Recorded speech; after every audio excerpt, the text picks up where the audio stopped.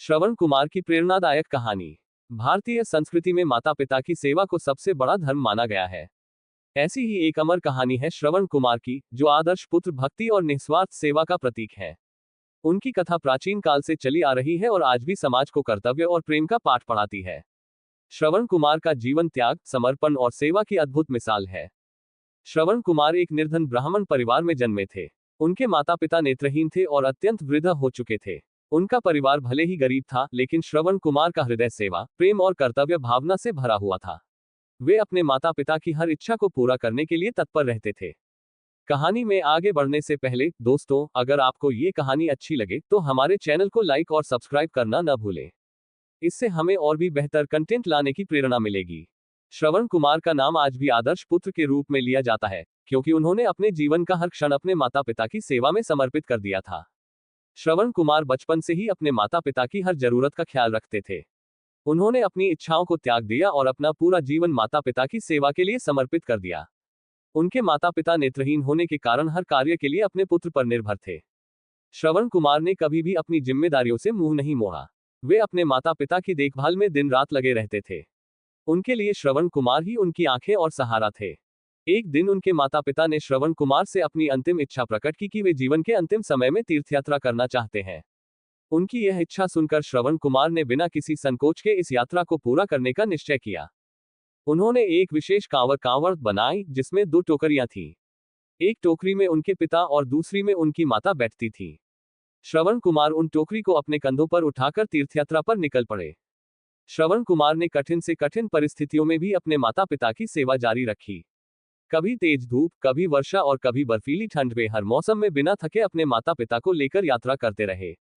रास्ते में कई बार भोजन और पानी की कमी हो जाती थी, लेकिन श्रवण कुमार ने कभी हार नहीं मानी। वे पहले अपने माता पिता की सेवा करते, फिर स्वयं भोजन करते थे। उनकी यही भक्ति और समर्पण उन्हें आदर्श पुत्र बनाती। एक दिन यात्रा के दौरान वे एक घने जंगल में पहुंचे। उनके माता पिता को प्यास लगी, इसलिए उन्होंने श्रवण कुमार से पानी लाने के लिए कहा। श्रवण कुमार पानी की तलाश में एक नदी के किनारे गए। उसी समय अयोध्या के राजा दशरथ जंगल में शिकार के लिए आए हुए थे। उन्होंने पानी भरने की आवाज सुनी और समझा कि कोई जानवर पानी पी रहा है। राजा दशरथ ने बिना देखे ही तीर चला दिया। तीर सीधे श्रवण कुमार के सीने में जा लगा। घायल होकर श्रवण कुमार जमीन पर गिर पड़े।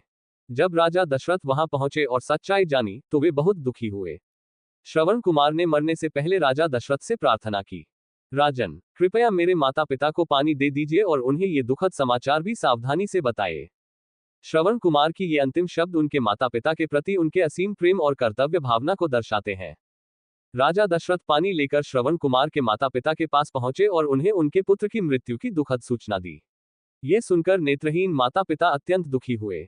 उन्होंने राजा दशरथ को श्राप दिया, जिस प्रकार हम पुत्र वियोग में तड़प रहे हैं, उसी प्रकार आप भी अपने पुत्र के वियोग में प्राण त्यागेंगे। ये श्राप आगे चलकर राम के वनवास और राजा दशरथ की मृत्यु का कारण बना। श्रवण कुमार की कहानी हमें कई महत्वपूर्ण बातें सिखाती है। माता पिता की सेवा सबसे बड़ा धर्म है। कर्तव्य निभाने में आने वाली कठिनाइयों से घबराना नहीं चाहिए। त्याग और समर्पण का जीवन सच्ची भक्ति का उदाहरण है। अपने वचनों को निभाना ही सच्ची मानवता है। श्रवण कुमार की कहानी आज भी हर घर में सुनाई जाती है। उनकी भक्ति और समर्पण को आदर्श मानकर लोग माता पिता की सेवा करने के लिए प्रेरित होते हैं। श्रवण कुमार की कथा भारतीय संस्कृति में पुत्र भक्ति और सेवा का अमर प्रतीक है। उनका जीवन हमें सिखाता है कि माता पिता की सेवा करना सबसे बड़ा धर्म है।